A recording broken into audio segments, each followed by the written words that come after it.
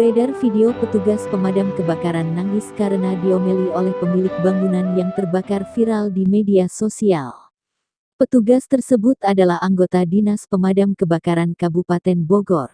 Dia kecewa lantaran usahanya untuk membantu tak dihargai.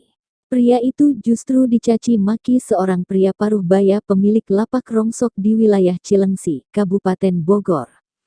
Dinas Pemadam Kebakaran Kabupaten Bogor sebenarnya tidak mendapat laporan apapun terkait peristiwa yang terjadi.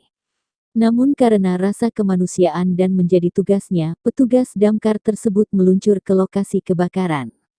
Sesampainya di lokasi, petugas damkar justru mendapat caci maki. Bahkan mobil petugas damkar nyaris kebalik di jalan raya.